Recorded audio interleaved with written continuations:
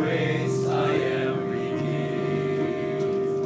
And only His tender mercy could reach beyond my weakness to my need. Now I seek no greater honor than just to know Him more, and to count my gains but losses to the glory of my Lord. In Christ alone I place my trust and find my glory in the power of the cross. In every victory, let it be said of me, my source of strength, my source of hope is Christ alone. In Christ alone I place my trust and find my glory in the power of the cross. In every victory, let it be said of me, my source of strength, my source of hope is Christ alone. My source of strength, My source of strength, my source of hope, my source of hope, is Christ alone. Christ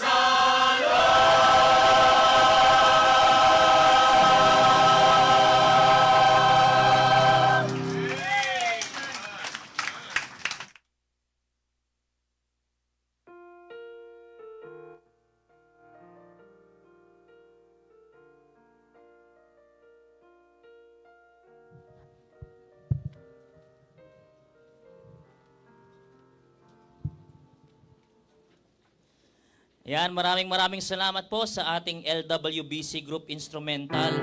I have been blessed and God's been good. Amen. At sa atin pong Sanctuary Choir, In Christ Alone. Tunay po yung awitin, no? In Christ alone I place my trust. 'Di ba? He is our source of strength, our source of hope. Amen. Amen. Kaya sa bawat isa po, maganda at mapagpalang araw ng linggo. Amen. Ngayon po ay Lord's Day at siguraduhin po nating Lord's Day to. Ibig sabihin po ng Lord's Day, mga kapatid, para po sa Panginoon. Hindi po para sa atin. Kaya nararapat lang po na hindi po matapos tong araw na to, na hindi po natin nabigay yung best ng ating paglilingkod. Yung paglilingkod na karapat dapat po para sa Panginoon.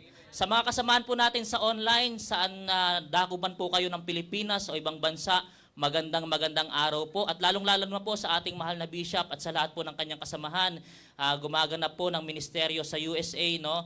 Alam ko po gabi dyan, magandang gabi po sa ating mahal na bishop. At sa bawat isa po na nandito, kayo po, man po ay member, regular attendees o aming mga bisita, welcome po tayong lahat sa ating gawain ngayon. At inaanyayahan ko po lahat na tumayo.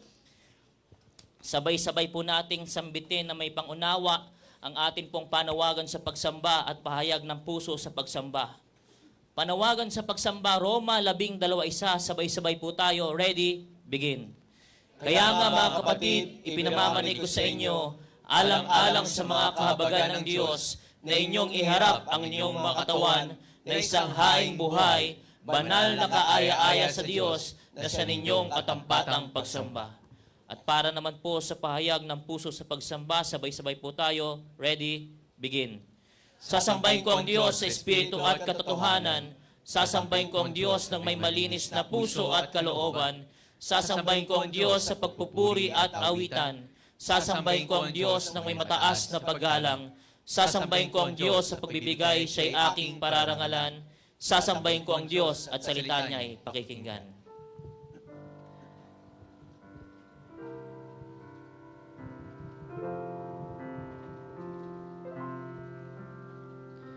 Search me, O God, and know my heart today.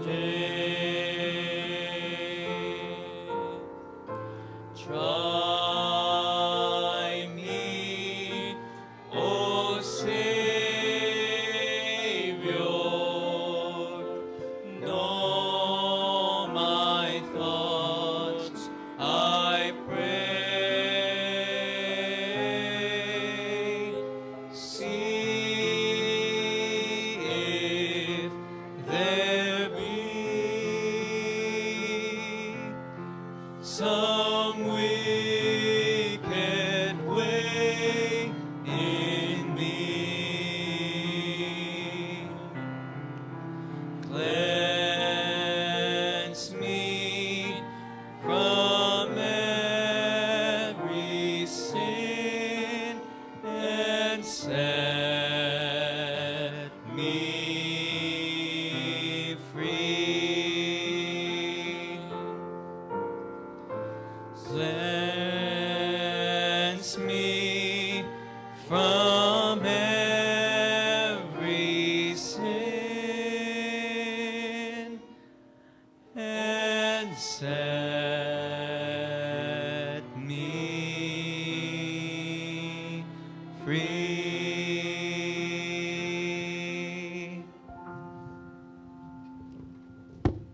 Manatili po tayong nakatayo para sa pagbabasahan ng banal na salita. So we will be reading from the book of Romans from verses 12 to 25. Pakisundan nyo na lamang po na inyong mga paningin.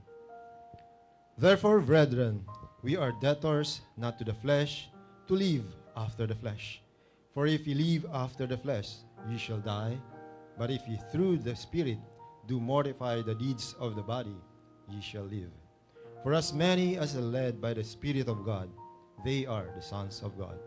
For ye have not received the spirit of bondage again to fear, but ye have received the spirit of adoption, whereby we cry, Abba, Father. The Spirit itself beareth witness with our spirit that we are the children of God. And if children, then heirs of God, and joint heirs with Christ. If so be that we suffer with him, that we may be also glorified together. For I reckon that the sufferings of this present time are not worthy to be compared with the glory which shall be revealed in us. For the earnest expectation of the creature waiteth for the manifestation of the sons of God. For the creature was made subject to vanity, not willingly, but by reason of him who had subjected the same in hope. Because the creature itself also shall be delivered from the bondage of corruption into the glorious liberty of the children of God. For we know that the whole creation groaneth and travaileth in pain together until now. And not only they, but ourselves also, which have the first fruits of the Spirit, even we ourselves groan within ourselves, waiting for adoption, to wit, the redemption of our body. For we are saved by hope, but hope that is seen is not hope.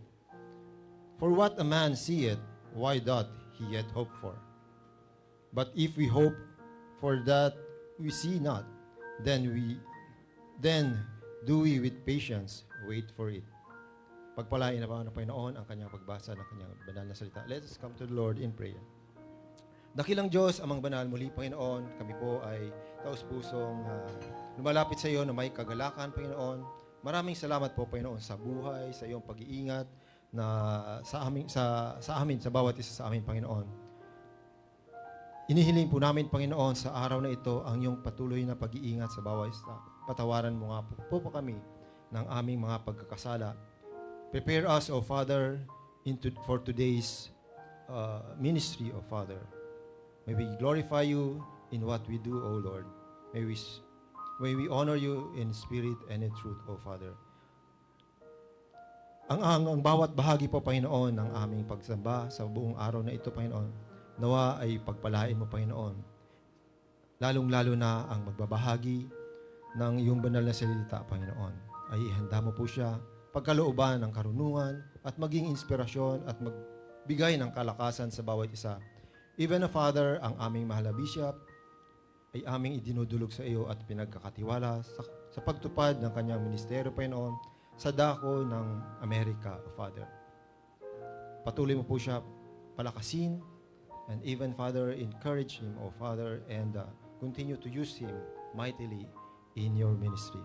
Gayon din naman, Panginoon, ang bawat pastoral staff with the help and with our pastoral resident pastor, O Father, ay amin pong inilalapit at dinudulog sa inyo sa pagtataguyod ng ministeryo and the business of Father, your business here sa dakong ito, Panginoon. Nawa ay maging matagumpay at lahat, Panginoon, ng adhikain at mga activity na aming ginagawa ay maging matagumpay at maging kaluguran sa iyo, Panginoon. Muli, Panginoon, ay amin pong idinudulog ang bawat bahagi ng programang ito sa araw na ito. Ikaw po, Panginoon, ang magpatnubay at maghanda sa bawat isa sa amin. Sa iyo po ang papuri at pasasalamat sa tanging pangalan ni Jesus. Amen. Amen. Salamat po, Deacon Owen. This time, maaari po muna tayong makaupo at kapiling po natin ngayon ang ating mahal na Bishop. Ayan. Magandang umaga po, Bishop.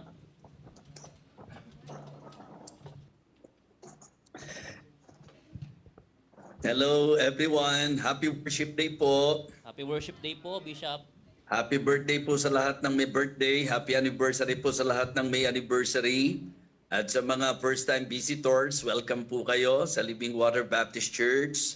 At sa mga kapatiran po, praise the Lord. At may pagkakataon na naman tayo to worship Him in Spirit and in truth. Magkalayo lang po tayo sa distansya, pero laging magkalapit po sa puso. Sapagkat saan man po ako pumunta, kayo po ay laging nasa sa puso ko. Kaya naman, I praise God for opportunity na even though magkalayo po tayo, makabati po sa inyo, at maramdaman pa rin. Kasi ganito po talaga.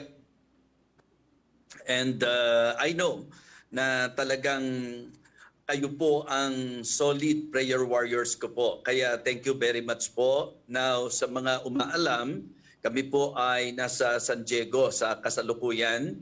And tomorrow, I'll be preaching 2 times sa church po dito. So please do pray for me that God will give me wisdom and also guidance sa aking pong magiging pangangaral. And then Monday, lilipad na po kami patungo sa mission natin sa Canada sa pangunguna po ni Pastor Enricel Mariano. So please do pray for our revival meeting there.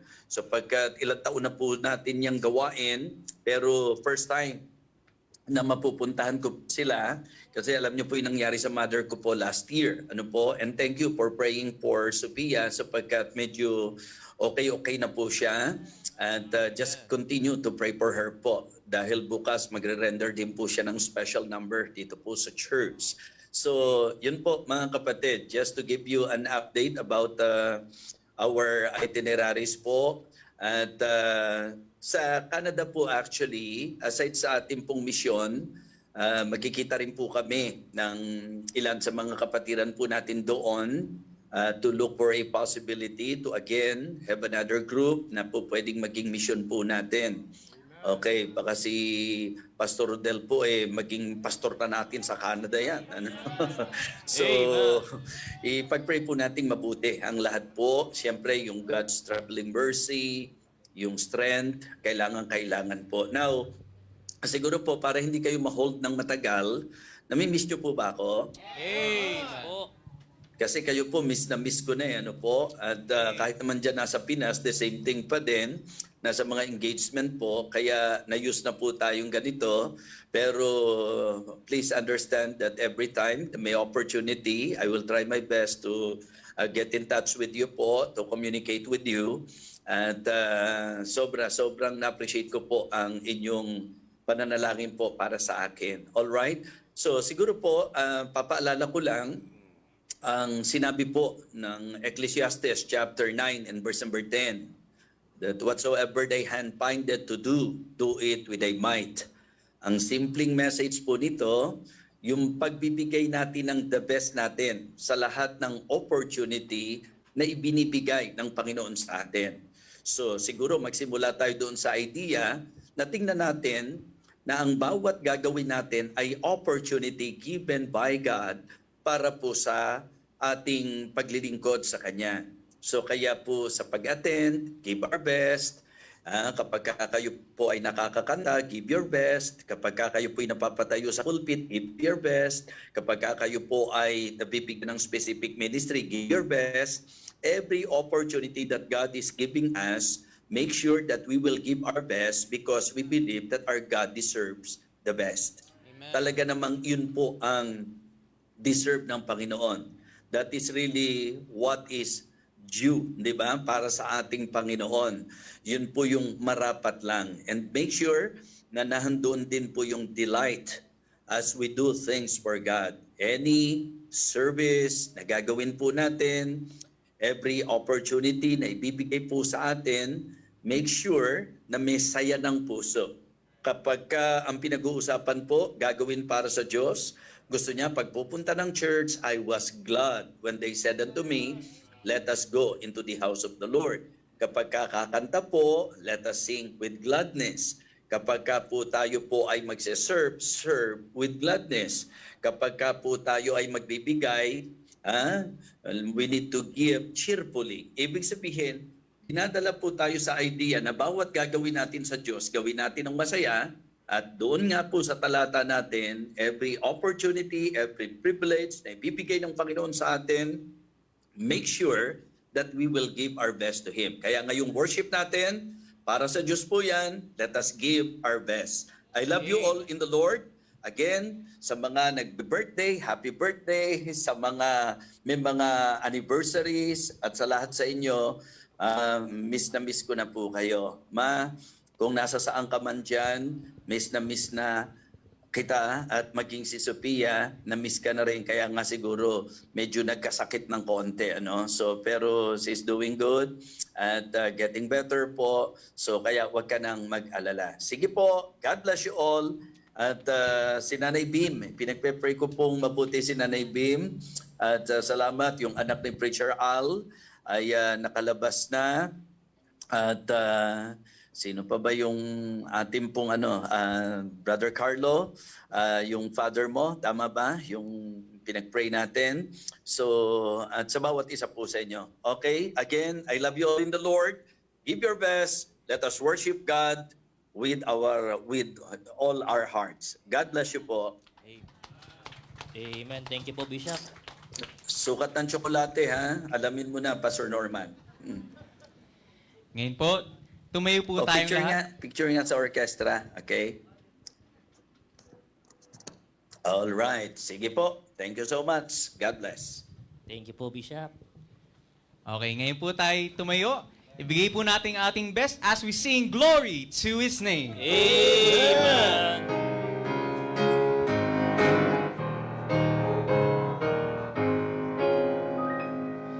Down at the cross where my Savior died, down where for cleansing for sin I cried, there to my heart was the blood applied.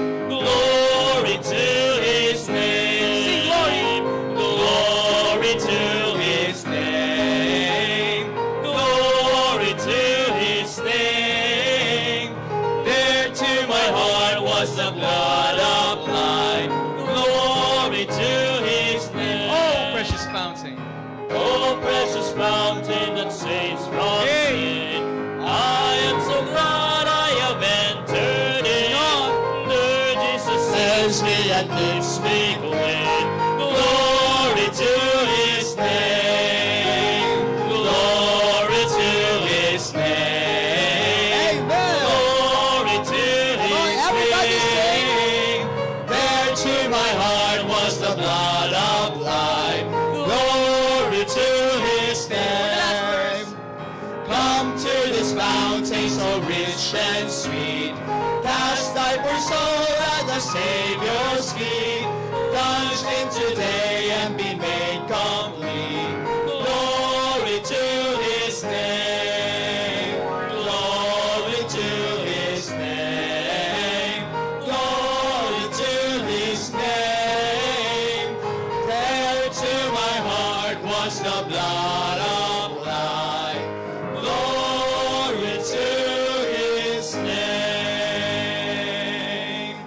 Let us continue to worship our Lord. To God be the glory. Amen!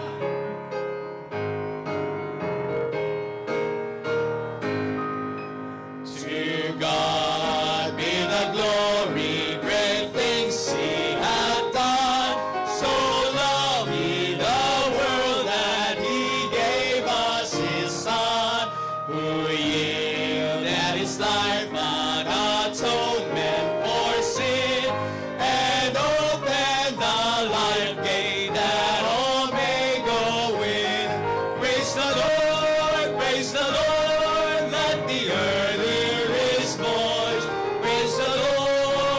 praise the Lord.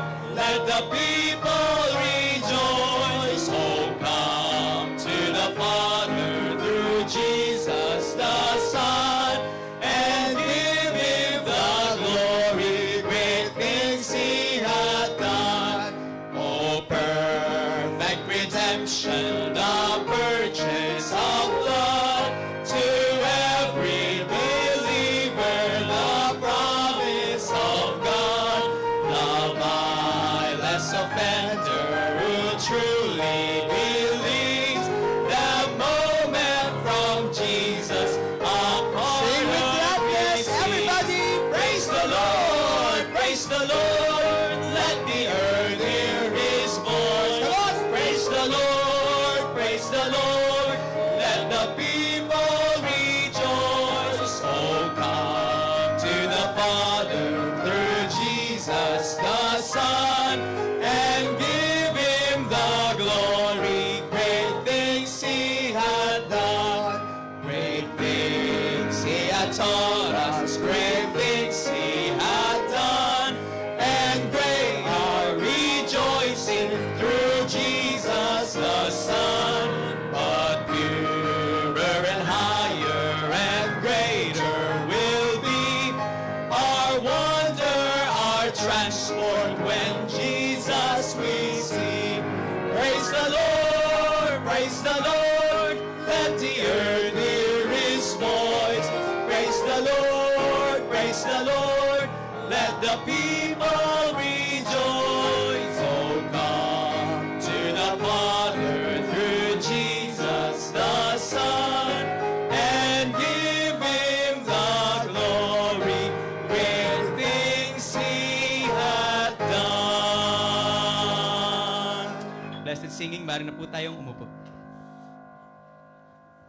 Amen. Salamat, Brother Clewell, sa masiglang pag-aawitan na yan. At this time, tayo po'y nagagalak dahil meron po tayong mga kapatiran na nagdiriwang at magdiriwang po ng kanilang kaarawan. Amen. At wag po tayong kakabahan tuwing meron po tayong ganyan. Amen. So ngayon po, no, anong araw ba ngayon, Pastor? September 14. Ayan. Ating church pastor po sa Muntinlupa, nagdiwang po kahapon kay Pastor Felix, September 13. Happy birthday po sa ating pastor. Exactly today po, isa po sa ating pastor's wife, si Ma'am Kisha, ay nagdiriwang po ng kanyang kaarawan. Ayan. Si Sister Joy din po, bukas naman, September 15. Sister Shannon, September 16. Ayan, kay Engineer Arnold, September 17 naman po. Amen. Ayan, kay Mami Norse, September 20. Ayan, grabe po yung lineup ng mga magdiriwang po ng kaarawan. At kung sila man po ay nandito, tawagin po natin dito sa harapan bago po natin awitan. Sige po, Mami Norse. Sino pa po? Ayan, sige po, dito po kayo sa harapan. Ayan. Engineer. Ayan. Sige po. Awitan po natin ng masaya, maligayang, blessed birthday. Everybody. Blessed birthday to you.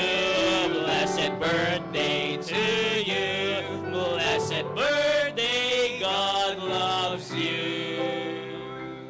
Blessed birthday to you. Blessed birthday to you. Blessed birthday to you. Blessed birthday, we love you. Blessed birthday to you. Amen. Hingan po natin ng testimony si Mami Nora. Good morning, church. Thank you, Lord, for all the blessings on me. And lalo na po yung karagdagan na binigay niyo po sa aking buhay. And thank you, Bishop and Pastor Norman, for your guidance and love. Thank you, church. Sa 20 pa naman po yung birthday ko. Thank you. God bless us all. Amen. Muli po, maligayang blessed birthday. At kung meron man po nagdiriwang sa ating mga bisita doon sa ating online, mga subscriber po natin, mga watcher ngayon. Blessed birthday din po sa inyo. At baka meron po tayong nakaligtaan ngayon, mga bisita, baka kaarawan nyo rin po. Kami po ay binabati po namin kayo ng maligayang kaarawan din po. And this time, babatiin po natin ng bawat isa, magkakamayan po tayo. But before that, meron po tayong bisita, pero wala po siyang pangalan. Pero diskubrihin na lang po natin, no? This is my 4th time in worship service. Ayan, ang prayer request niya po, na masama niya rin po yung kanyang younger son para makapakinig po ng worship service. Sino po ba ito? Ayan, alam ko po, sabi po kanina. Ayun, alam ko po yung bina-Bible study po nila Brother Jonel, tama? Ayun, welcome po again. At yung mga regular visitor natin, always welcome pa rin po sa ating gawain. This time, tumayo po tayong lahat. Tayo po tayong lahat, awitin po natin, Ligaya ng Buhay! Come on! Ligaya ng buhay kung kilala mo si Kristo. Ligaya ng buhay kung siya'y malulubos mo. Babaguhin ang iyong buhay. Awit po tayong lahat habang nagkakamayan. Ay mapangtan ang maging kay Kristo ay tunay na ligaya ng buhay. What a happy life it will be if you know my Savior Jesus. What a happy life it will be if He is the Savior too. He will change your life completely if you just accept Him too. Just receive Him friends today and you'll have a happy life with Christ. Ang maging kay Kristo ay tunay na ligaya ng buhay. Ayan, habang tayo po'y bumabalik sa ating po mga designated seat, please remain standing. Tayo po'y dadako sa ating pong pagkakalo. But before we pray, sa ating pong opening, allow me to read ang nakasulat po sa 2 Corinthians chapter 9, verse 6. But this I say, he which soweth sparingly shall reap also sparingly, and he which soweth bountifully shall reap also bountifully. Let us pray. Father God, once again, we thank you, Lord, for your goodness.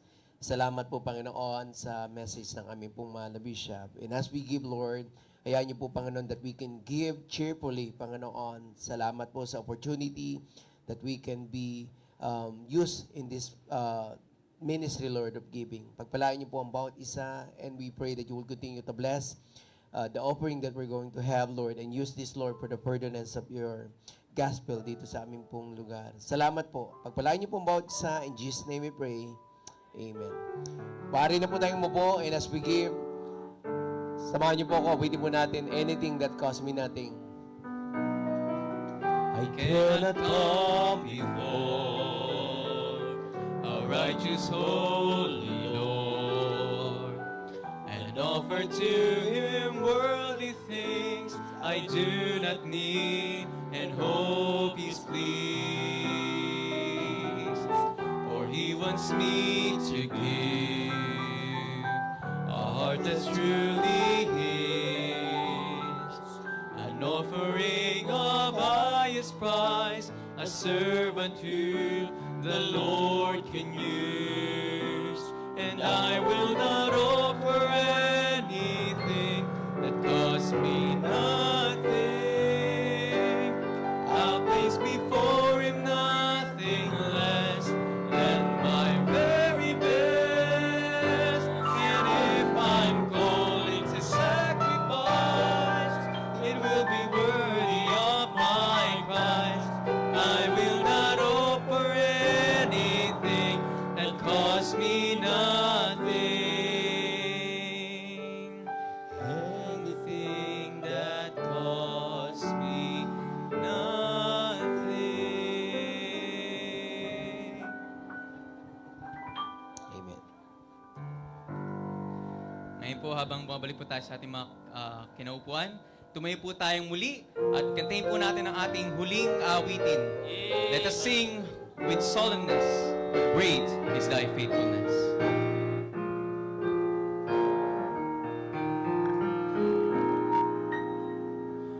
Great is thy faithfulness, O God, my Father. There is no shadow of turning with thee. Thou changest not, thy compassions they fail not. As thou hast been, thou forever wilt be. Great is thy faithfulness. Great is thy faithfulness.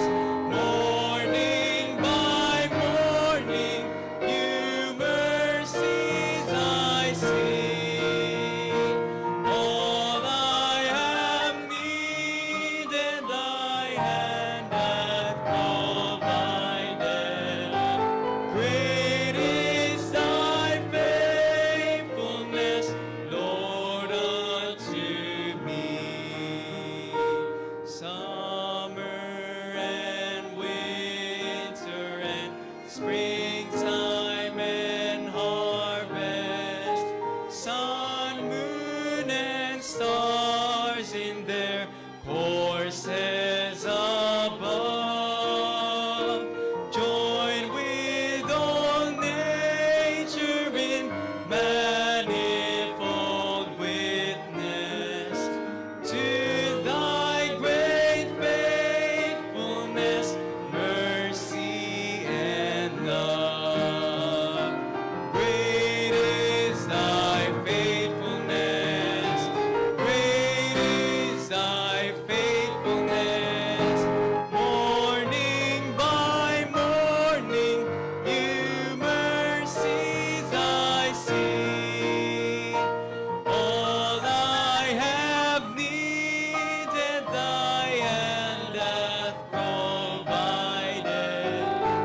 Great is thy faithfulness, Lord, unto me.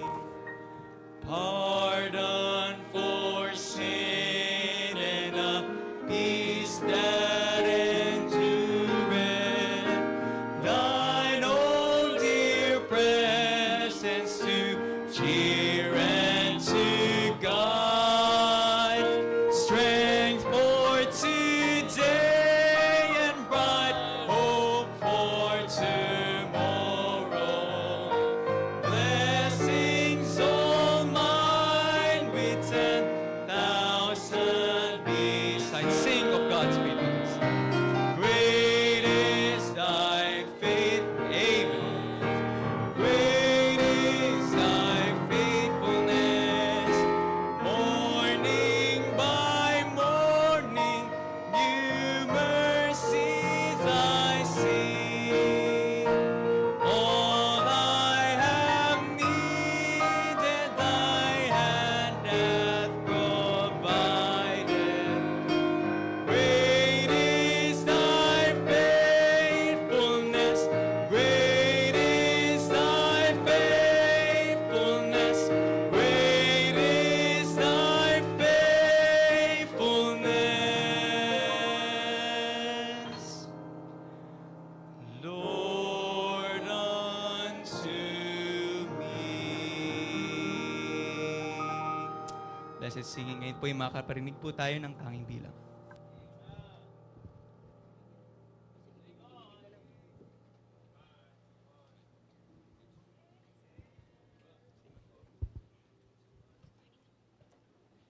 Good morning po sa ating lahat.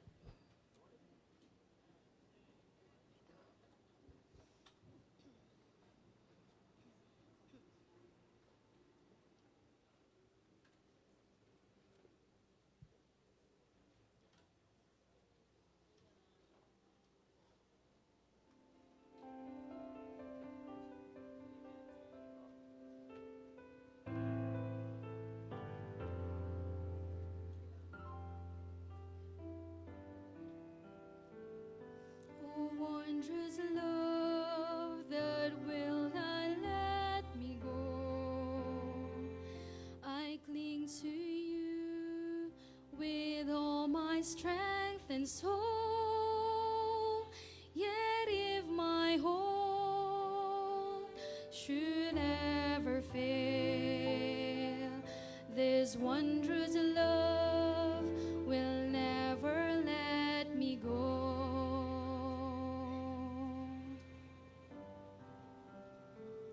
Oh, wondrous love that's come to dwell in me. Lord, who am I that I should come to know your tender voice, assuring me your wondrous love will never let me go. I'm resting in the everlasting arms, in the ever faithful heart, the shepherd of my life. You carry me on your mighty wings of grace, keeping me until the day I look into your eyes.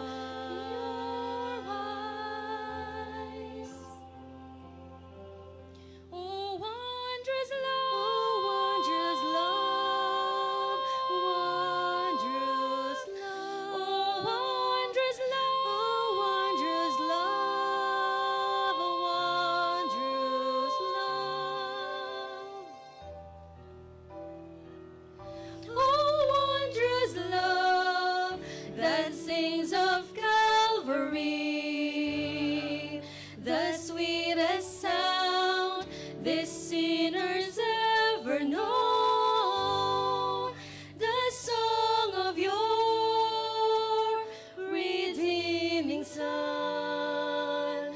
Your wondrous love will never let me go.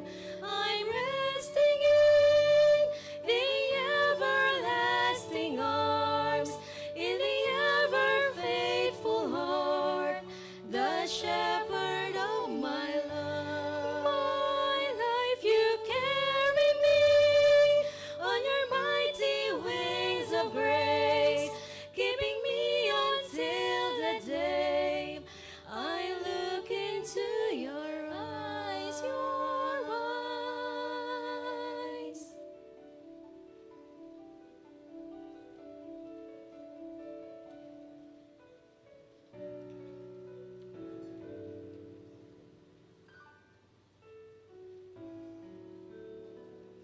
oh, wondrous love that rushes over me.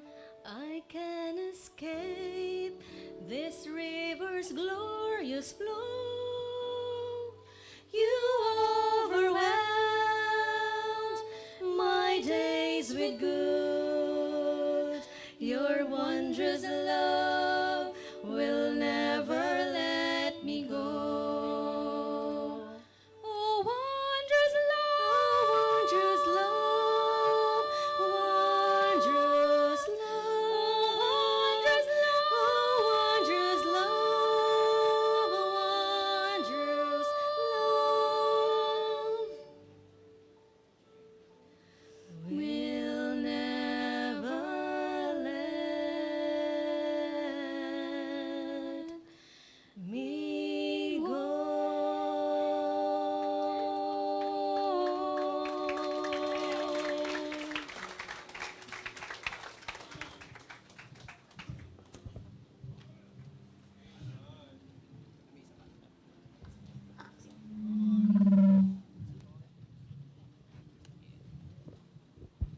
Good morning po. Bago po ako umawit, nagpaalam naman po kay PNG. Sabi ko, very short lang po. Gusto ko lang pong i-take muna yung opportunity dito at magpatanggal din po ng kaba. Yesterday po, yung ikatlong buwan kasi ng tatay ko mula nung kinuha siya ng Panginoon sa amin. So, gusto ko lang po magpasalamat sa inyong lahat. Sa prayers po, sa support nyo, isa lang po yung masasabi ko during nung time na sobrang nalulungkot po kami. The Lord provided and comforted us. Especially po yung family ko, yung nanay ko po. Kasi yung nanay ko po is she's suffering from heart enlargement. So very difficult po sa kanya yung nangyari. Pero the Lord comforted us. Then, Pastor Jabas, shout out po pala kay Pastor Jabas. And of course, to our beloved Bishop. Kasi nung before po siya lumipad ng London, minessage niya po ako and sabi niya, sis, okay lang ba mag-solo ka dun sa choir? Sabi ko, Pastor, you know naman po the capacity of my voice. Hindi ko po kaya yung mga ganyang klase ng kanta. Pero alam niyo po, the Lord reminded me dun sa song na, dun sa past 3 months na nawala yung tatay ko, lahat kinaya namin in Christ alone. So then during the time po na nandun kami sa kalagayan yun, someone sent me another song of reminder na sa lahat ng challenges, sa lahat ng pagsubok, sa lahat ng trials, God will make these trials or those trials a blessing. Sana po maging blessing po tong awit.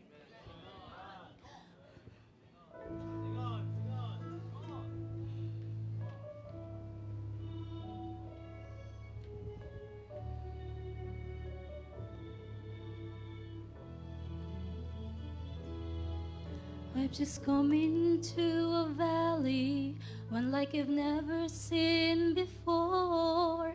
I keep searching for a way out, seems like padlocks are on the door. Oh, there must be another sunrise, another sunset that I'll see. God will make this trial a blessing, that's the love He has for me. God will make this trial a blessing, though it sends me to my knees, though my tears flow like a river, yet in Him there's sweet relief. There's no need to get discouraged, there's no need to talk defeat. God will make this trial a blessing, and the whole wide world will see.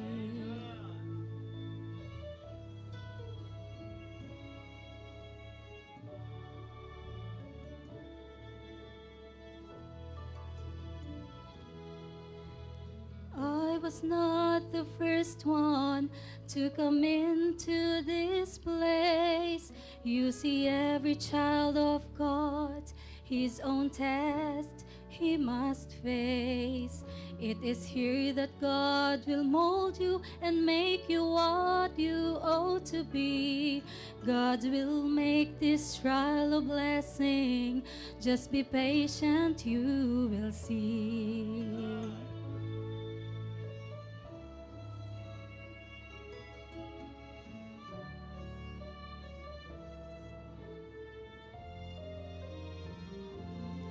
Now I'm standing on the mountain, and looking back I can see when I was in my lowest valley, His strong hand was leading me.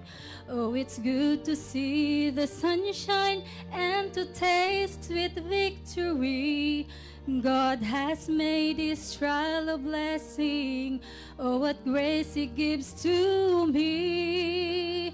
God will make this trial a blessing, though it sends me to my knees, though my tears flow like a river, yet in Him there's sweet relief. There's no need to get discouraged, there's no need to talk defeat. God will make this trial a blessing, and the whole wide world will see. God will make this trial a blessing, though it sends me to my knees, though my tears flow like a river, yet in Him there's sweet relief. There's no need to get discouraged, there's no need to talk defeat. God will make this trial a blessing, and the whole wide world will see. God will make this trial a blessing. Just be patient, you will see.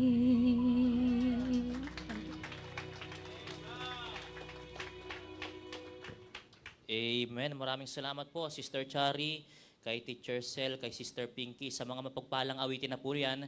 No, yan po yung nag-set ng ating puso para sa pinakamahalagang parte ng ating gawain. At alam ko pong handang-handa na po tayo, kaya i-ready po natin yung ating mga Biblia, yung ating notebook, yung ating pen, yung ating puso't isipan at ang ating pong tenga sa pagkinig. Amen. At bigay po natin yung ating undivided attention at yung mga cellphone po natin na hindi naman po natin na kung meron po tayong chine-check, mamaya na po natin i-check. No? Let's give our undivided attention, highest reverence to the Word of God at sa taong gagamitin niya po ngayon, our resident pastor, Pastor Norman Marie Gatdula.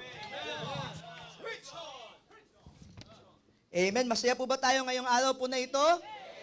Marami na po tayo natanggap na pagpapala sa umaga po na ito, sa kanta pa lang po, yung pre-program pa lang po, sobrang blessing, no? Alam na talagang pinaghandaan po. Yung choir, napakaganda. Na-enjoy po natin ang sound system. Amen? O yan, kakasabi ko lang ng sound system. Okay, so, and then of course, di ba, napakasarap na makarinig po ng mga testimonies, lalo na patungkol sa ginagawa ng Panginoon sa buhay po natin. Kaya, wala dapat rason para malungkot po tayo ngayong umaga sapagkat tayo po ay merong Diyos sa ating pong puso. Tayo po ay kasama po natin ang Diyos sa umaga po na ito, kaya dapat po wag po tayong malungkot. Imagine nyo po, no, kung kasama natin ang Diyos, tas nakasimangot ka pa, ano kayang sasabihin ng Diyos sa'yo? No? Kung kasama mo ngayon ang Diyos, tapos ang bigat-bigat pa ng loob mo sa pagpasok sa kanyang bahay, ano kayang mararamdaman ng Diyos? Kaya tingnan nyo nga po, yung mga katabi nyo po, okay, kung medyo nakasimangot yan, medyo iganon-ganon nyo po, no? Facial exercise nyo po muna, ha? Sabi mo, katabi mo ngayon ang Diyos, kasama mo ngayon ang Diyos, pinupuri natin ang Diyos, huwag kang malungkot, okay? So tayo po tayong lahat. Salamat po, of course, sa ating pong Tatay Bishop, no, na kahit yung schedule, napakahirap, di ba? Sa dami ng iniintindi po natin ngayon, may mga kapatiran po tayo na sa balig ng kalamdaman, pero nandun pa rin po yung kanyang pag-alalay. Kahit may ministeryo din po siya. Alam niyo po, hindi ko alam kung nararamdaman niyo po yung bigat, no, ng ministry. Of course, privilege po maglingkod sa Panginoon, pero the reality of the ministry ay may bigat din po talaga siya. Pero namdam ko po na ang ating pong mahal na bishop, sincero talaga sa kanya pong ginagawa sa calling niya, kaya na-appreciate po natin ang ating pong mahal na bishop. So ang ating pong pag-aaralan ay nasa Habakkuk chapter 3, verse 2. So bibigyan ko po kayo ng time para buklatin po ang inyong Bible sa book ng Habakkuk dahil baka mamaya po hindi nyo po siya nabubuklat, okay? So PNG, di ko nga alam kung saan po yung Habakkuk eh. So after po yan ng Micah. Okay? Akala nyo, joke, no? So, after po ng Micah, Habakkuk po yan, tapos ang kasunod... Tingnan nyo? Titingnan ko lang kung alam nyo talaga. So, Nahum, Habakkuk, tapos ang kasunod niyan, Zephaniah. PNG, hindi ko alam kung nasa yung mga book na yan. So, yung dikit-dikit na part ng Bible nyo, nandun po yun. Okay? So, nandiyan po ba tayo? Habakkuk chapter 3, verse 2? Okay, konti pa lang po. Ang ating pong pag-uusapan ngayong umaga po na ito, O Lord, revive thy work. O Lord, revive thy work. And by the way, later po ay ang ating pong joint afternoon service. Kasama po ang LWBC family, yung mga missions po natin nandito. And of course, yung LWBC Caloocan, nandyan po si Pastor Joseph, ang ating pong speaker mamaya. So please do attend our afternoon service later po. So, Habakkuk chapter 3, verse 2. At sabay-sabay po nating basahin ang isang verse po na ito. Everybody, nang may malakas at may pag-intindi, basahin po natin. Ready, begin. O Lord, I have heard thy speech and was afraid. O Lord, revive thy work in the midst of the years. In the midst of the years, make known. In wrath, remember mercy. Tayo po'y manalangin, dear Father in heaven. Please send revival this morning, O God.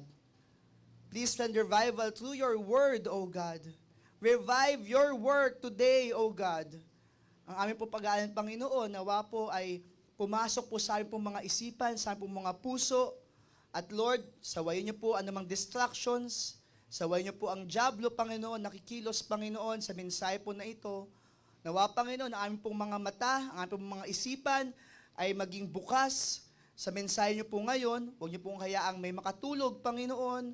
Huwag niyo pong hayaan na magkaroon po ng mga bagay sa paligid na mag-aalis po sa amin from understanding your word from our hearts.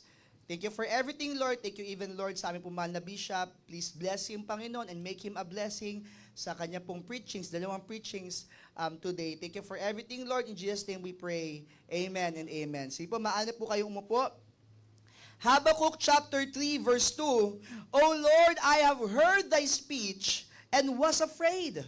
O Lord, revive thy work in the midst of the years. In the midst of the years, make known. In wrath, remember mercy. Ito pong verse na ito sa Bible ay makikita po natin isang klase ng panalangin. Panalangin po ni Prophet Habakkuk. And actually po, kung titingnan po natin yung itsura po nung chapter 3, hindi lang po siya prayer. Tignan niyo po yung nakalagay po doon, kung sa Bible niyo po, nakalagay chapter 3 verse 1, a prayer of Habakkuk, the prophet upon Shugionot. Okay? At ito pong chapter 3 ay hindi lang basta panalangin, isa rin po itong awitin. Sapagkat po, sa buong Bible po, bukod po sa Book of Psalms, dito po natin matatagpuan yung word na Selah. At yung Selah po ay isang musical break. Okay? Ibig sabihin, hindi lang po ito panalangin, isa rin po itong awitin. So now we can understand that while the prophet Habakkuk was praying this prayer, he was also singing this prayer. You see the emotion, the intensity ng chapter po na ito, itong chapter 3. At ang sabi po ni prophet Habakkuk, O Lord, I have heard thy speech and was afraid. O Lord, revive thy work. Ano po ba ang revival? Ilang preachings na po yung ating po napakinggan patungkol po sa revival. So to give you an idea, ano nga po ba ang revival? Ang revival po, ibig sabihin po, to make alive again. Or to put the past back. Yung iba kasi, di ba, ayaw na nilang balikan yung past. Pag sinabi po yung revival, ibinabalik natin yung past. Of course, yung idea po ng past doon, yung magandang past. Yung bang kung paano ka naglingkod sa Panginoon noon. Kung paano yung init mo sa Panginoon noon. Na nawawala na po ngayon. Na maaari nabawasan na po ngayon. So kung paano ka noon na nalugod mo ang Panginoon, it's time to bring that back again. To make us alive again. O, nandiyan pa po ba kayo? Ilang minuto pa lang po tayo nagpipreach. Kaya ang prayer natin this morning, ang magiging commitment po ng bawat isa po sa atin, Lord, revive thy work. Sana po yan po yung maging heart po natin. Sana po yan po ang makita po sa atin. Yung true revival. At ang nakita ko po dito, sa Habakkuk chapter 3 verse 2, ang revival nanggagaling po talaga sa Panginoon. Ang sabi doon, O Lord, revive thy work. Si Prophet Habakkuk, sa Panginoon siya nanghihingi ng revival. Tingnan niyo po sa Psalm 85, verses 4 to 7. Psalm 85, verses 4 to 7. Turn us, O God of our salvation, and cause thine anger toward us to cease. Tingnan niyo po yung pagkakapareho niya sa Habakkuk chapter 3, verse 2. Sabi niya doon, in wrath, remember mercy. Sa Psalm chapter 85, nandun pa rin yung idea ng anger. Wilt thou be angry with us forever? Wilt thou draw out thine anger to all generations? Wilt thou not revive us again, that thy people may rejoice in thee? Show us thy mercy, O Lord, and grant us thy salvation. Nakita po natin na sinasabi ng psalmist at sinasabi ni Prophet Habakkuk na ang revival ay walang iba kundi galing sa Panginoon. Huwag mong hingin ng revival sa katabi mo. Huwag mong hingin ng revival sa kung sino-sinong tao. Huwag mong hingin ng revival sa kung anong mga librong binabasa po natin. Ang revival po nanggagaling sa Panginoon at hinihingi po sa Panginoon. Bakit ba kailangan natin ng revival? Bakit lagi na lang tayo nagkakaroon ng mga revival service, revival preachings? PNG, ilang beses na po ako nakarinig ng revival preachings. Bakit kailangan nating paulit-ulit na ituro po ito at i-preach po ito? Kasi po, we often forget what we should do. Madali po tayong makalimot. Ang bayan ng Israel, Ngayon po, nagpupuri sila sa Panginoon, maya-maya po, nakalimot na po sila. Yung mga tao po, kanina po, nagpupuri sila sa Panginoon, kinabukasan, gusto na lang ipako sa krus. Ang tao po, madaling makalimot. Ang Kristiyano, madali pong makalimot. Kaya kailangan natin ng paalala mula po sa salita ng Diyos. Amen? We often forget what we should do. Ang example po niyan, yung Ephesus Church. Na sa Revelation chapter 2, ang sabi po ng Panginoong Hesus, alam ng Panginoon yung works nila, di ba? Kung ano yung mga ginawa nila, pero merong somewhat against ang Panginoong Hesus sa kanila. Ano daw po yun? They have left their first love. Kaya ang sabi ni Jesus Christ po sa kanila, do the first things. Balik lang sila ulit sa mga una nilang ginagawa. Anong tawag po doon? Revival. Kapag tayo po nakalimot, ang sunod po natin gagawin, magpapabaya. When we forget, we neglect. At kapag tayo nagpabaya, we do nothing about it.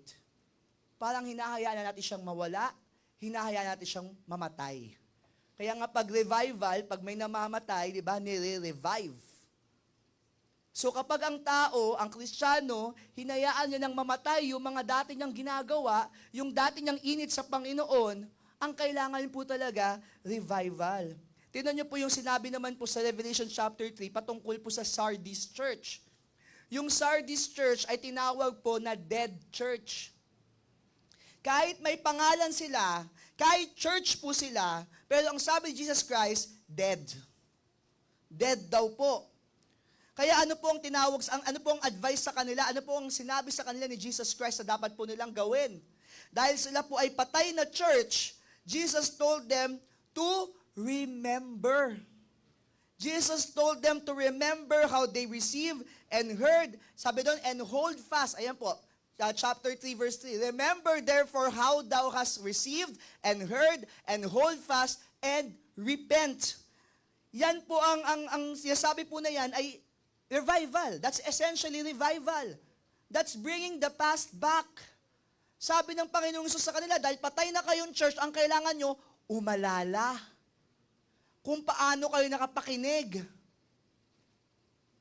Kung paano nyo na-receive. At panghawakan nyo yon. At magsisi kayo. Yan po ay revival. Kaya kailangan po natin palagi ng revival kasi meron po tayong mga naiiwanan. Meron po tayong mga nalilimutan. Meron po tayong mga napapabayaan. O, tingnan niyo po, baka mamaya, kailangan na i-revive yung katabi niyo po, ha? Sabi mo, simula pa lang. Ha? Kailangan mo na agad ng revival, okay? So, balik po tayo na sa sinabi po ni Habakkuk, O Lord, I have heard thy speech and was afraid. Nakita ko dito yung response to the word. The response to the word. Ano po yung naging response po ni Habakkuk doon po sa salita ng Diyos? Definitely, ito po ay salita ng Diyos. Dahil sabi niya, O Lord, I have heard thy speech. The Lord is speaking to him. Napakinggan ni Habakkuk yung speech ng Panginoon, yung word ng Panginoon, at ang naging impact sa kanya, ang naging effect sa kanya ito, fear. And we know, yung fear na ito ay hindi yung horror na fear, kundi yung fear na in awe of God. Bakit po? Sapagkat in chapters 1 and chapter 2, makikita natin doon, may tanong po doon si Habakkuk patungkol po sa judgment sa bayan po ng Judah. So ang tanong ni Habakkuk, huhusgahan mo ba Panginoon? Paparusahan mo ba Panginoon ang bayan ng Judah? Ang sagot ng Panginoon, oo. Huhusgahan mo ba Panginoon yung bayan na bibihag sa Judah, yung Chaldea? Ang sagot ng Panginoon, oo. Kaya nung narinig ng Panginoon, narinig ni Habakkuk yung response, ang sabi ni Habakkuk, I was afraid. Yung bagay ito, in awe of God's work. Yan po dapat ang binudulot po sa atin. Nagsisimula po lagi ang revival, walang iba kundi sa salita po ng Diyos. Diyan po nagsisimula ang revival, tama po? Pag tinignan nyo po, ang Habakkuk po kasi, 3 chapters lang naman po yan, no? Kahit sabi po dyan, Habakkuk, pero hindi po yan Hababuk, no? 3 chapters lang po yan. Pero yung 3 chapter po na yon, napakamalaman po patungkol sa anong klase ng Diyos meron po tayo. O baka yan po yung maalala nyo po, ha? Kita po natin na sabi doon, O Lord, I have heard thy speech and I was afraid. Yan yung response ngayon ni Habakuk doon sa napakinggan niyang salita ng Diyos. Kamusta po ang magiging response po natin pag tayo po ay nakakapakinig ng salita po ng Diyos? Nagsisimula po ang lahat sa revival. Ang revival po, nagsisimula po lahat sa pakikinig po ng salita ng Diyos. Kaya we have to be careful in hearing God's words. Kasi if we want to be revived, ang kailangan mong unang gawin, makinig sa salita ng Diyos. Yan po ang dapat natin pong gawin. Importante po ang salita ng Diyos sapagkat ang salita ng Diyos ay buhay. Yan po ay tumutusok po sa ating pong mga puso. Ang kailangan po natin papasukin po sa ating pong mga buhay upang tayo po ay makinabang. Kaya nga po, ang ating pong encouragement ngayong umaga po na ito, let us be careful when we hear this word of God because you might be needing this. Baka kailangan mo ang salita po ng Diyos ngayong umaga po na ito, baka kailangan mo ng revival. The response to the word. Revival starts with God's word. At ang magiging impact nito, ang magiging impact po nito sa atin, walang iba kundi yung fear of the Lord. And we know that the fear of the Lord is the beginning of wisdom. Nakita ko din po dito yung reality of the work. The reality of the work. Ang sabi doon, O Lord, I have heard thy speech and was afraid. That's the response. His response to the word of God. Pero yung kasunod dyan, O Lord, sa Lord ulit siya humawak. Sa Lord ulit siya tumawag. Sa Lord siya nanghihingi. Ang sabi po doon, O Lord, revive thy work. It's not my work. Ang gustong ma-revive ni Habakuk is the work of God. Ganon din po magiging panalangin natin. That God will revive His work in us. His work in this place. His work in this church. Hindi ko po sinasabi na patay po ang church po natin. We know na alive po yung ating po mga ministries. Pero maganda pong reminder po ito, baka mamaya po, nagsiserve na tayo sa Panginoon, pero hindi na pala perfect yung heart natin. Baka mamaya, mechanical na lang po yung ginagawa po natin. Baka may napapabayaan na po tayo. Baka may nane-neglect na po tayo. Baka may nakakalimutan na po tayo. Let us remember that it is not our work. This work is not our work. This is the work of God. Kaya kung hihingi tayo ng revival sa Panginoon, ito yung magandang panalangin. Lord, revive thy work. Kung aawit po tayo dito, make sure hindi po tayo nagpapasikat sa tao. We are singing for the Lord. Pag tayo po'y tumutugtog sa orchestra, hindi po tayo nagpapagalingan. Tayo po'y tumutugtog para po sa Panginoon, papuri po sa Panginoon. Pag tayo po'y humahayo, pag ating pong pinopost sa Facebook yung ating pong paghayo, hindi po tayo nagyayabang. Nagbibigay po tayo ng glory sa Panginoon. Yan dapat yung puso po natin sapagkat this is not my work. This is not the work of Bishop Freddy De Vega. This is not the work of Pastor Norman Gatdula. This is not the work of any other here. This is the work of God. We cannot claim it as our own. Alam niyo pong maganda po doon? Doon sa idea ng, O Lord, revive thy work. Ipinapakita doon na tayong mga Kristiyano, tayong mga tagapaglingkod ng Panginoon, ay dapat merong humility. Kasi kapag kinlaim na natin na ako yan, nagmamataas na tayo sa Panginoon. Tandaan natin, hindi ikaw, Panginoon yan. Kaya kung may gusto man tayong i-revive sa buhay po natin, walang iba kundi yung work ng Panginoon sa buhay po natin. Of course, ang context po nito sa context po ng bayan ng Israel. Pero kung sa spiritual application po, we can ask the Lord, Lord, this morning, revive your work in me. Nararamdaman ko na yung panlalamig, Panginoon. Nararamdaman ko na yung pag-alis ko sa ministeryo. Nararamdaman ko na, Panginoon, yung kahit ang may ministeryo ko, wala na po doon yung puso ko. Revive your work in me. The reality of the work, it is God's work so we cannot claim it as ours. And in return, yan ay magpapakita sa atin na tayo po ay lingkod lamang ng Panginoon. Na siya ang dapat pong maitaas. Humility.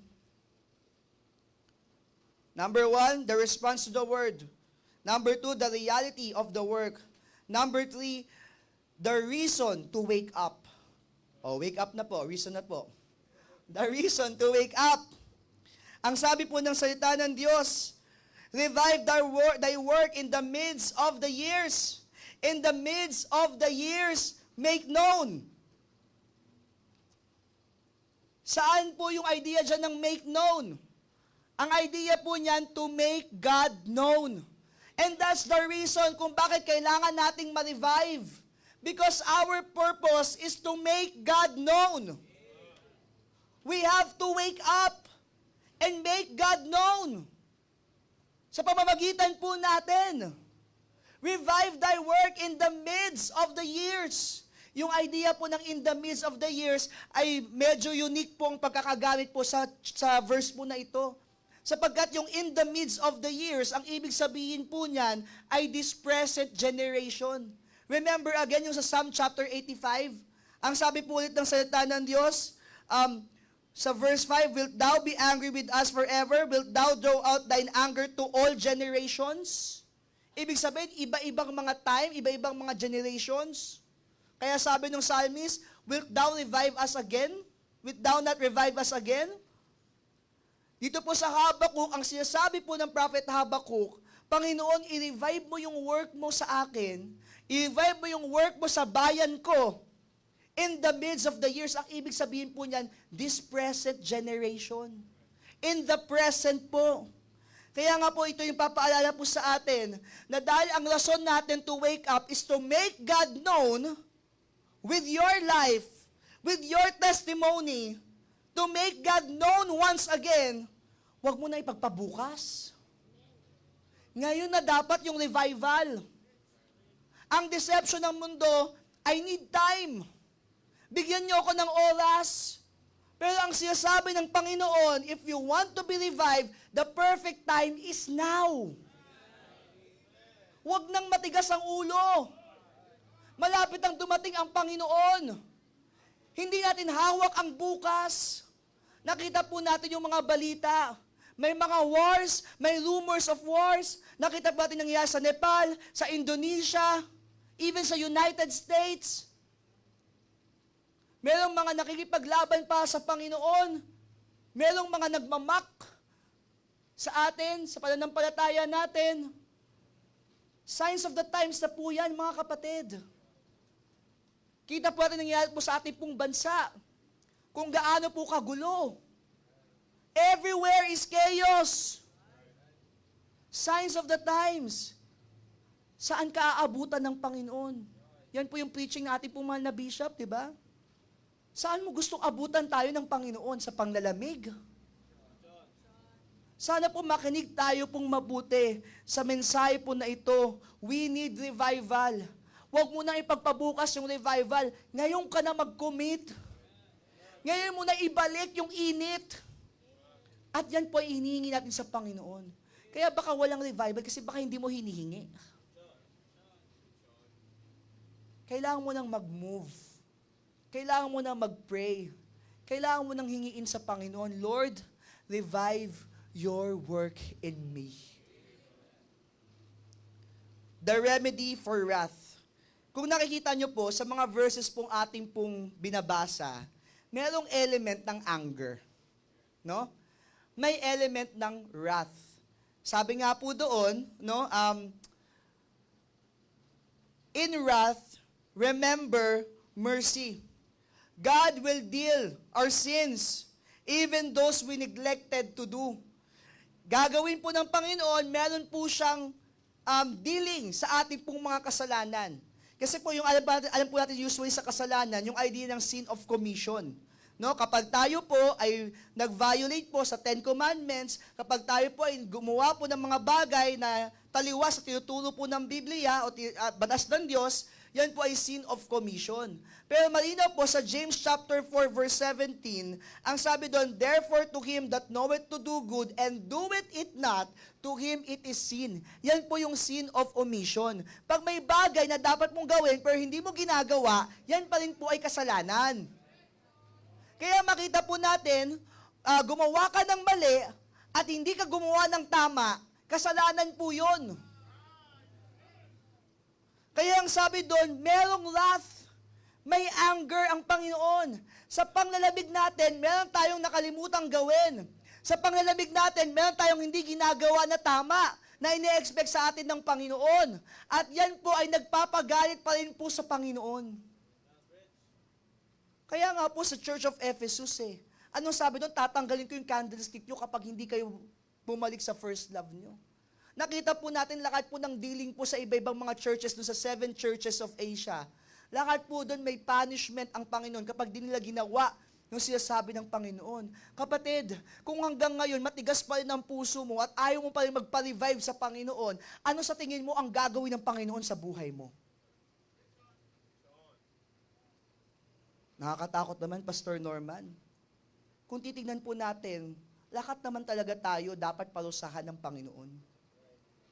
Makasalanan ako, makasalanan po tayong lahat. Lahat po tayo dapat parusahan po ng Panginoon kung tutuusin.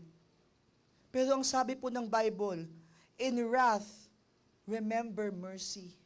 And that is the believer's hope, na meron pong awa ang Diyos sa ating pong mga buhay.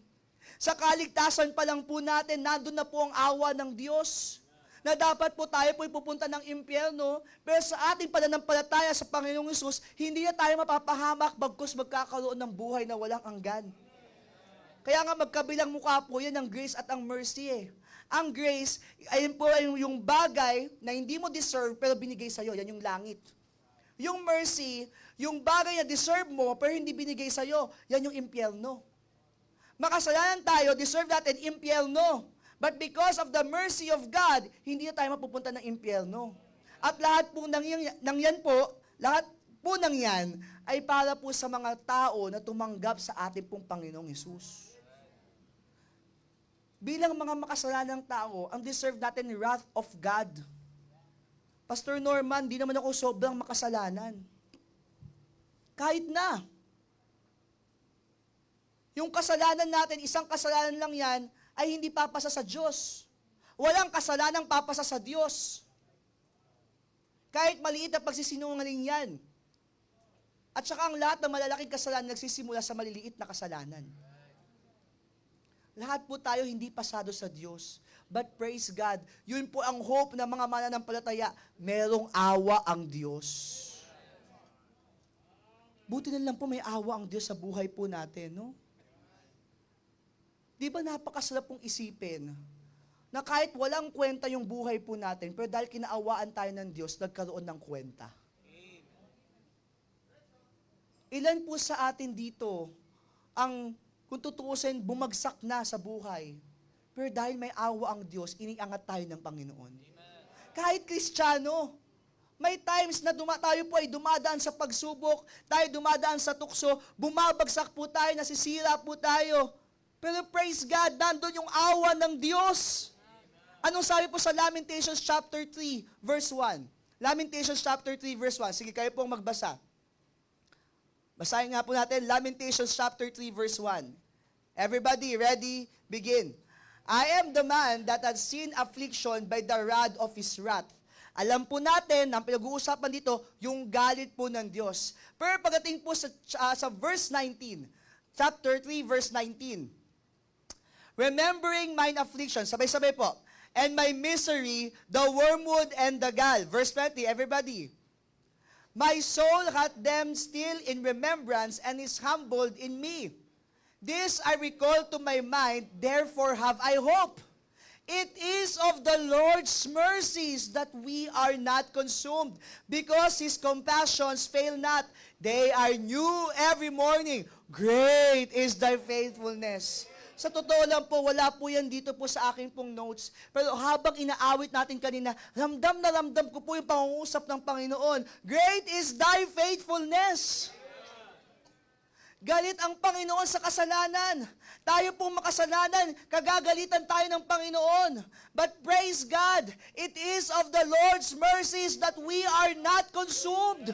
Imagine nyo kung wala ang mercies ng Panginoon, ubos ka na, ubos ka na, ubos ka na, ubos na tayong lahat. But praise God, it is of the Lord's mercies.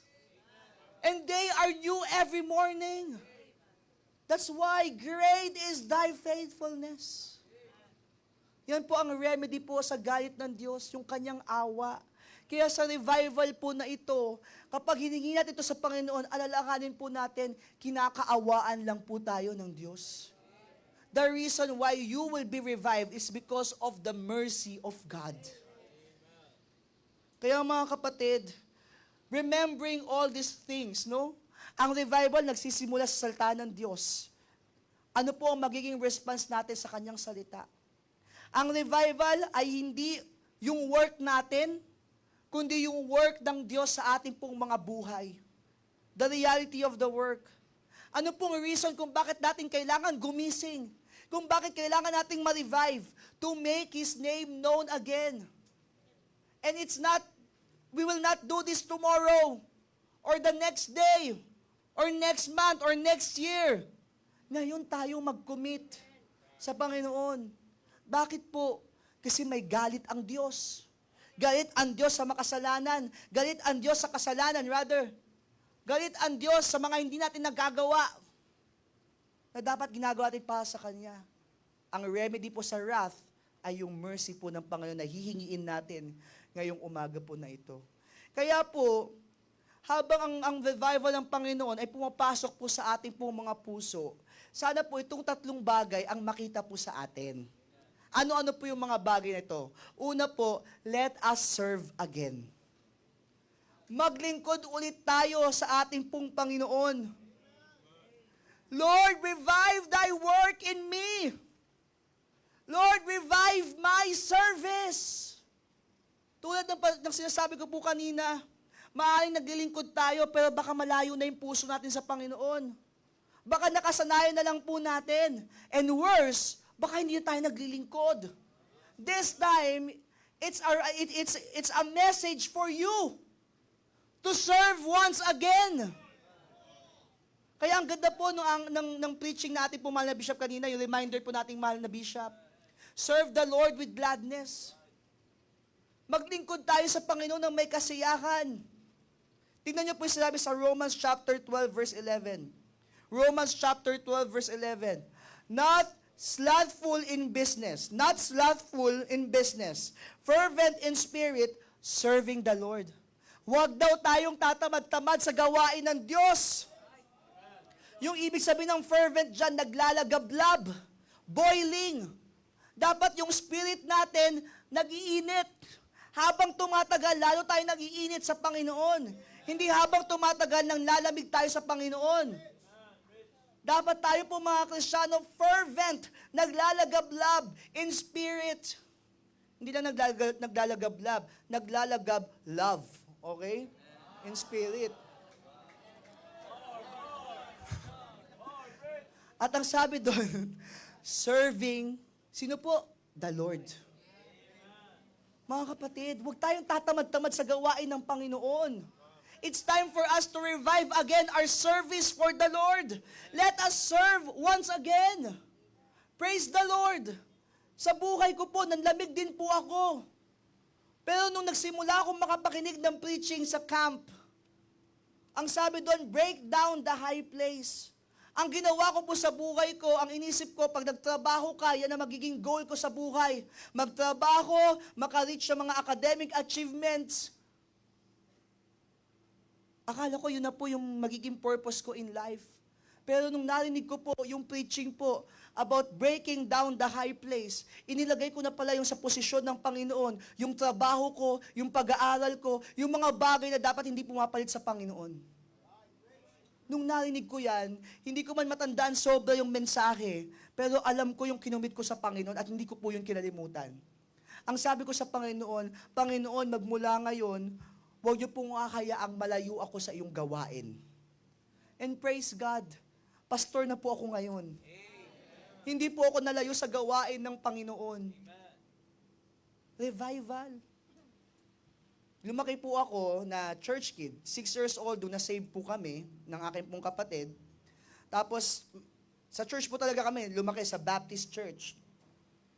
Tapos nung high school na po ako, second year high school, naramdaman ko na po yung panlalamig. Sabi ko, parang hindi naman tinutupad ng Panginoon yung mga panalangin ko.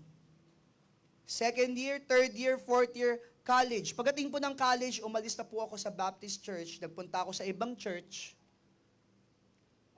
Nag-ano ako ng, yung may mga nanginginig-nginig, ganon. Tapos sabi ko, magmula ngayon, attendee na lang kami. Pero huwag kayong mag-alala, hindi naman ako gumalaw-galaw doon, no?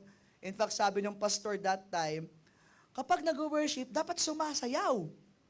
Nakatingin lang kami ng kapatid ko, sabi ko, tayo yung pinaparinggan. Eh sabi ko, Baptist ako eh. Wala naman ako nakita sa Bible na ganon. Anyway, so, nagstay po kami doon for a year, na-endure namin yung kung anong ginagawa po nila. Pero, nung na-realize ko, nung umattend ako sa camp nila, sabi nila, nawawala daw ang kaligtasan, na hindi ko mapapaniwalaan sapagkat sa Bible, malinaw na tinuturo na ang kaligtasan hindi po nawawala. Na once saved is always saved. Yan po ang sinasabi ng Biblia, dahil kung nawawala po ang kaligtasan, walang saysay na tumanggap tayo sa Panginoon. We are crucifying the Lord every now and then. So ngayon, bumalik po kami ng Baptist Church, and praise God, dinala po ako dito po sa Living Water Baptist Church. Ang una po namin na-meet dito si Pastor Rodel. At ang sabi ni Pastor Rodel, tapos na po ang service. Kaya nakabalik pa kami sa susunod pa po na Sunday. Pero alam niyo po, kahit po nakabalik po kami dito po sa Baptist Church, hindi pa rin po ako naging maayos. Ang katotohanan po, yung buhay ko po, double life. Natuto po akong uminom, natuto po akong magmura, natuto po ako ng mga kung ano-ano po mga bagay. In fact, gumagastos po ako ng mahal para lang uminom ng bawal na inumin. So naging ganyan pong aking pong buhay. Pero umaatin po ako sa church. Di ba? O yun naman pala, Pastor Norm, pwede naman pala po yun, no? Umaatin sa church, pero pag nasa labas, umiinom, nagmumura. Hanggang sa inaya po ako sa camp. Kaya nga na-appreciate ko po ang Agasang family. Kasi po, nung birthday po ni Teo, first birthday po ba yun? Tama po, first birthday po ni Teo. Supposedly, ayoko pong umattend po doon. In-invite po nila ako, ayokong umattend. Bakit po? Kasi may inuman kami sa gabi. Pag umattend ako doon, hindi ako makakapunta sa inuman namin. Eh, ang sabi ng Mami Sara, pag hindi ka umattend dyan, ako na lang a-attend. Ay, sabi ko, hindi pwede. Pag dumating ang Mami Sara dito po sa Manila, lalong hindi ako makakapunta doon sa inuman namin. So, hindi na ako na-attend. Umattend po kahit labag sa akin pong kalooban. Ngayon, nung naka-attend na ako, doon po sa conversation, nakausap ko naman si Teacher Flo, si Kuya Jason, si Ate Dayan. Itong tatlo na ito, sobra naman yung ano sa akin na pumunta ka ng camp. Sabi ko, ayoko, ma-outy ako baka yung banyo madumi. Dumaan si Bishop. Sabi nila Teacher Flo, pupunta si Brother Norman sa camp. Hindi Biglang sabi ni Bishop, very good, aabangan kita doon Parang bang nahiya ako, naaabangan daw ako ni Bishop doon sa camp. Tapos ang sabi nila, Ma'am P, bago lang po yung sasakyan nila, yung Teo Vanza, bagong-bago lang po. Ang sabi nila, yung sasakyan na yan, gagamitin nila for ministry. At sa umpisa pa lang pong paggamit nila, malaki na po yung naging contribution po niyan. Bakit po? Buhay ko po yung nabago. Dahil sabi nila, hindi aalis yung sasakyan na yan hanggat hindi ako dumadating. Kaya nga sila, Ma'am Melz, inis na inis sa akin yung sasakyan dahil may dala pa akong chowking, kumakain. Sabi, kain po kayo. Yung pala, inis na inis sila dahil amoy na amoy yung chowking doon sa loob ng sasakyan. Pero worth it naman po. Bakit? Nirevive ako ng Panginoon doon sa kampo na yon. Unang preaching pa lang po, hindi ko na natakasan yung salita ng Diyos. Bakit po? Binuksan ko na agad ang puso ko. Na-realize ko, walang sense kung tatakbo-takbo pa po ako. Dito ko gusto ng Panginoon na bumalik ulit sa paglilingkod sa Kanya. At pagbalik ko doon, I was never the same. Tapos, praise God, after po noon, DVBS, ang tumabi sa akin, Pastor Donald Villar. Sabi ko noon, bakit ito si Pastor Donald? Ano pa lang siya noon? Kuya Kano. Okay, Kuya Kano. Yun ang tawag namin sa kanya kasi mukhang Amerikano daw po si Kuya Kano Kuya Kano, no?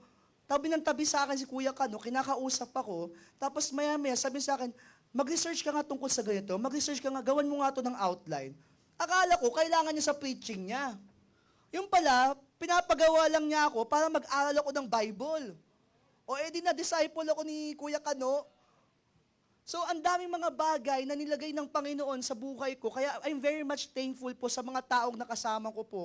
Sa mga tao po talaga na nandoon to help me be revived again in the work. But of course, nanggaling po yung sa salita ng Diyos at ibinigay sa akin ng Diyos kasi naging willing heart din po ako to be revived in the ministry. Thankful for our bishop. Thankful for everyone here in the church. Kaya po, nai-enjoy po natin ang buhay po natin. Bakit po? Kasi alam po natin na sa kalooban po tayo ng Panginoon. Si Preacher June, praise God, na-revive yan. Ang ano po kay Preacher June, kapag may work, pag walang work, magpe-pray tayo. Lord, bigyan niyo po ng work si Brother June. Kapag nagkaroon ng trabaho, nawawala sa church.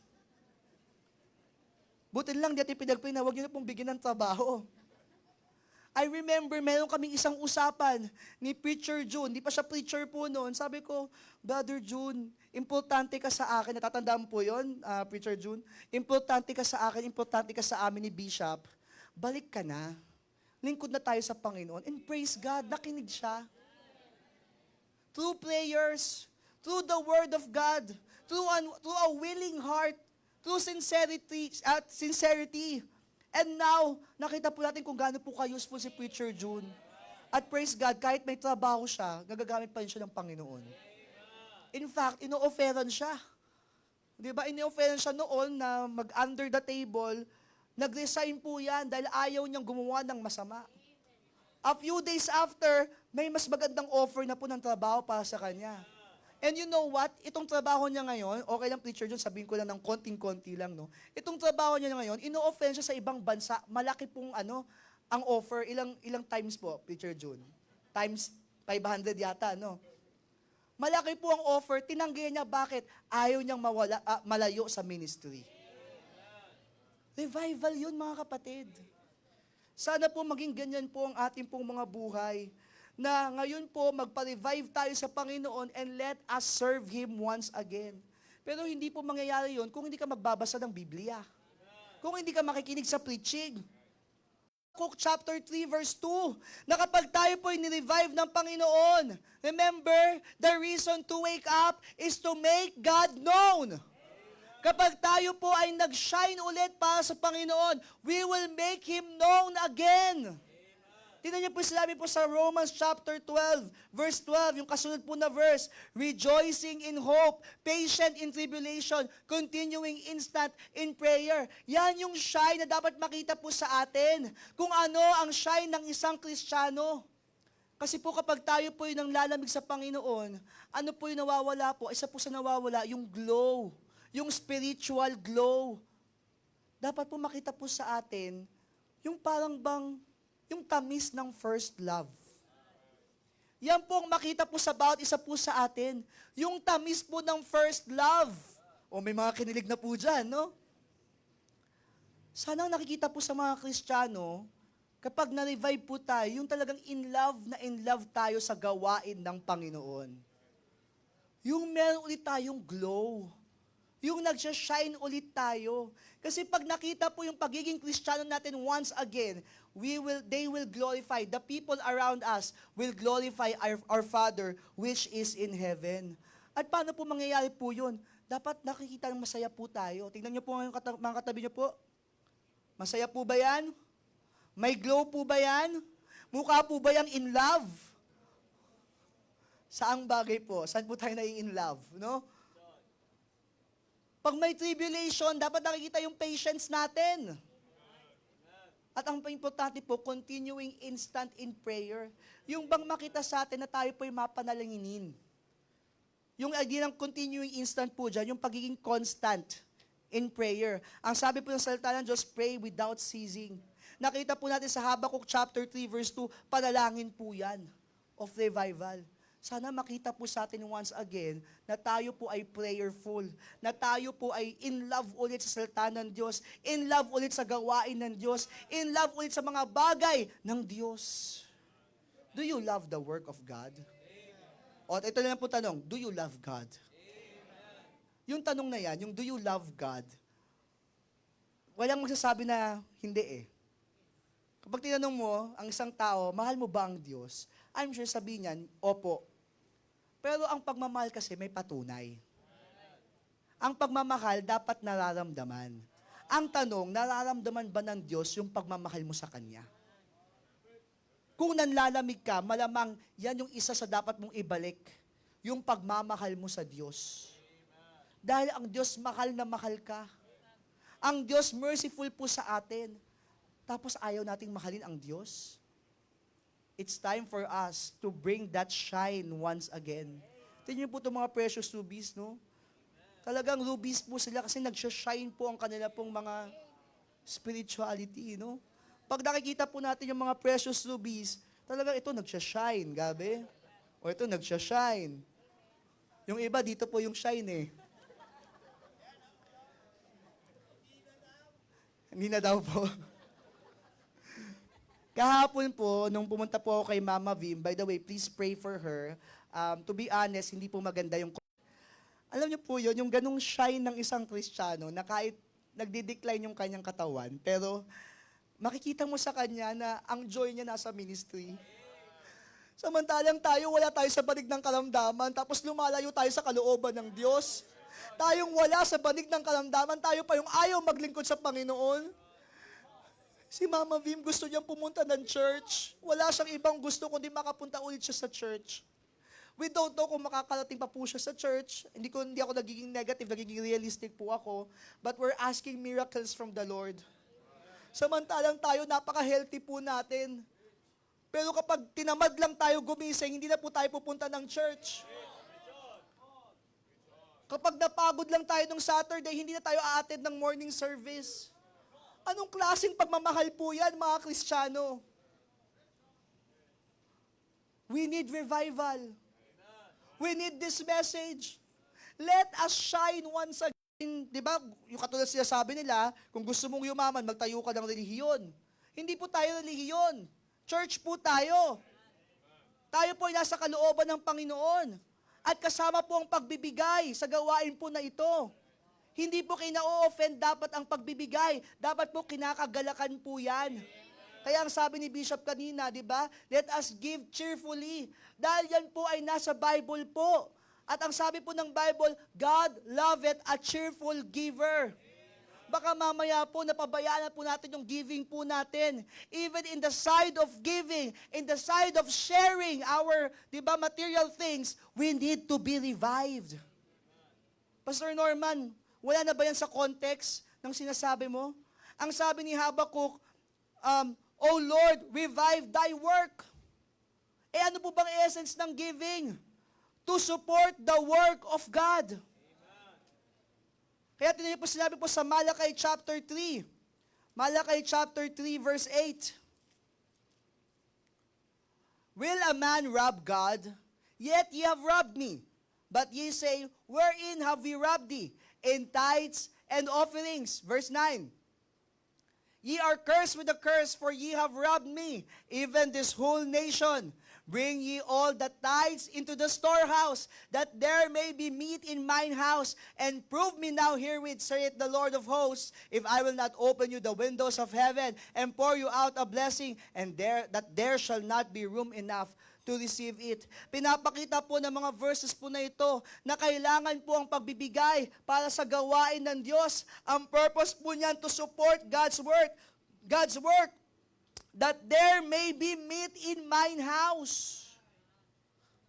Kaya kapag ninakaw mo yung tithes and offerings mo, nagkakasala ka sa Panginoon kapag hindi mo binigay yan, rather.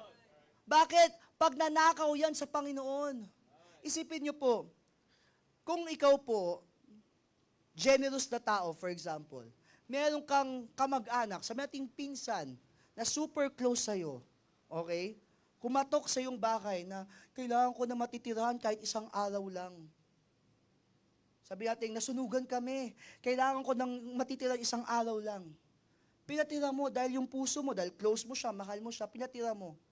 Pag alis kinabukasan, nakita mo yung kwarto mo, wala na yung pera mo, wala na yung mga gamit mo, nilimas na. Ano ang mararamdaman mo?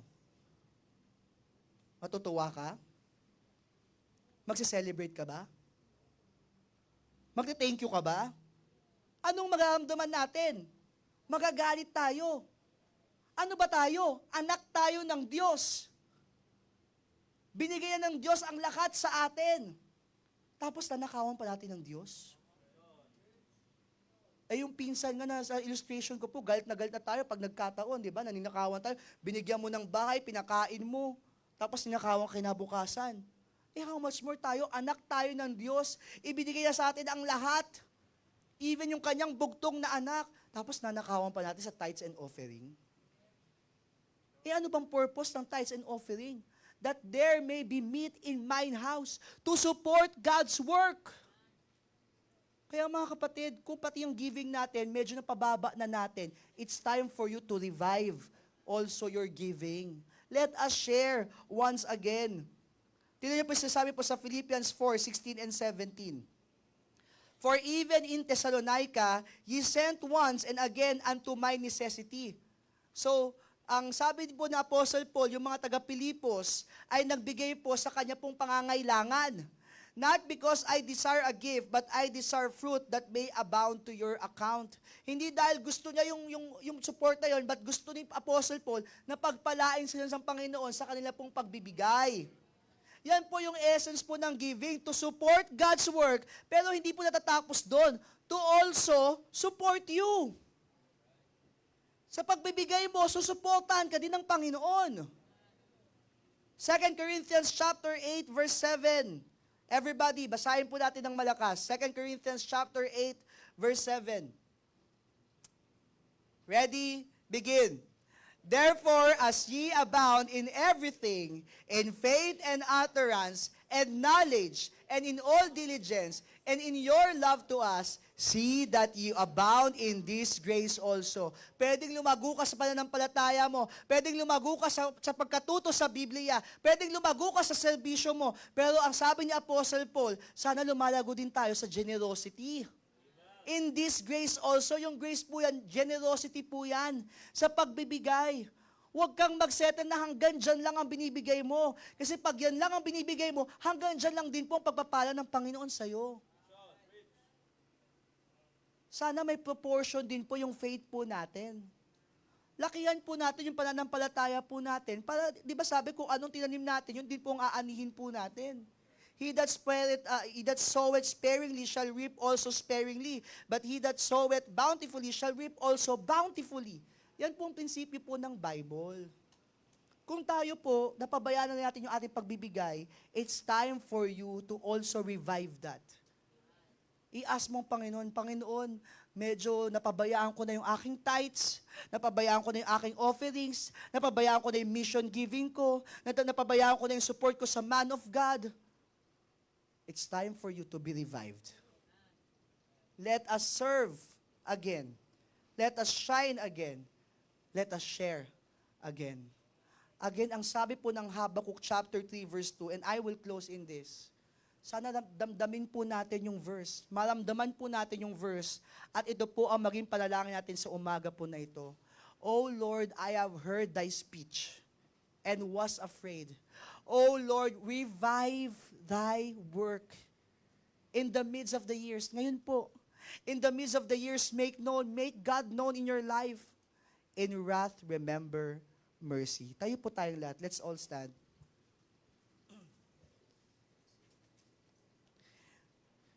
If your heart this morning is, Lord, revive your work in me, lapit po tayo dito sa altar. Sama-sama po tayo manalangin po dito. It's time for us to ask the Lord for a revival.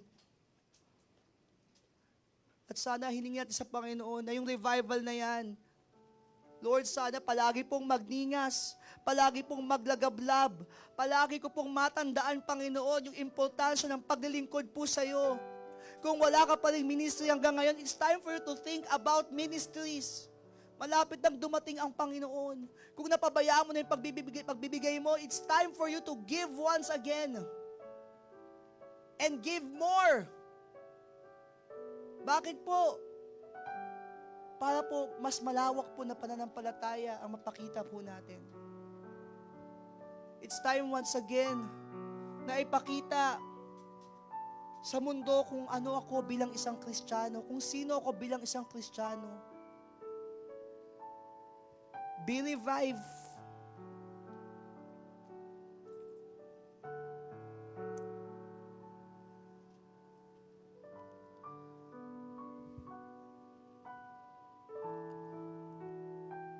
Dear Father in heaven, thank you, Lord, for this message.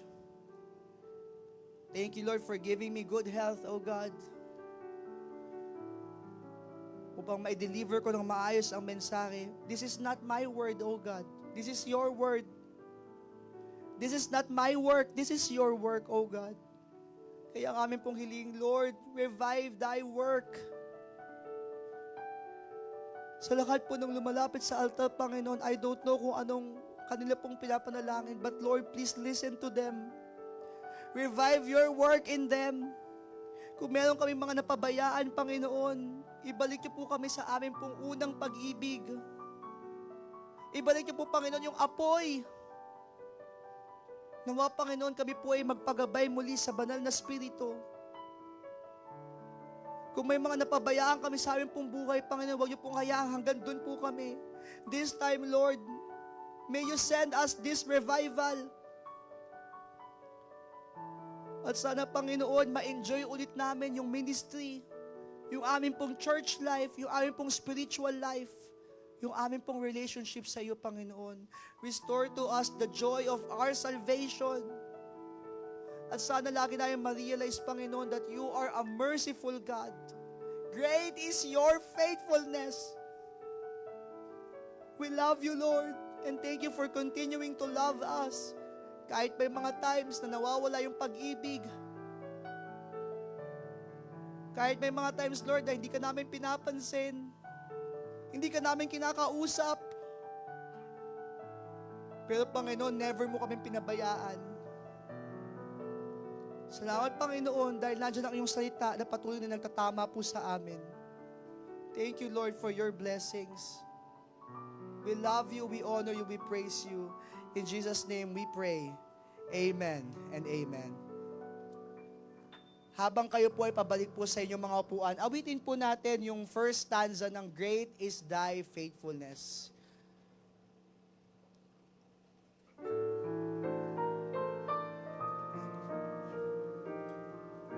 Everybody, ready, sing. Great is thy faithfulness, O God, my Father.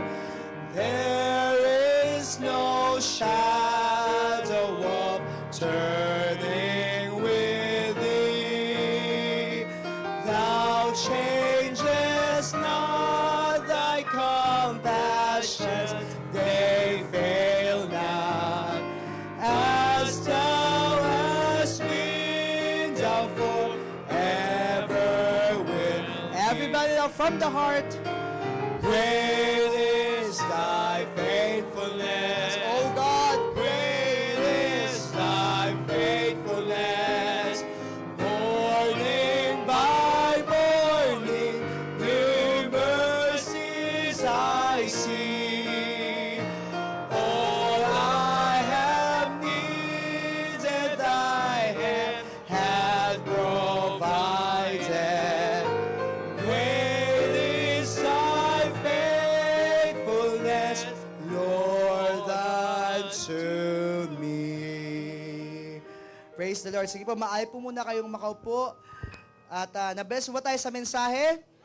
Amen. Nawa ay tayo po ay nagkaroon ng totoong revival from the Lord. Siguro po ngayon po, hilingan ko po yung multimedia natin na ikat na po yung ating pong service. At sa ilan po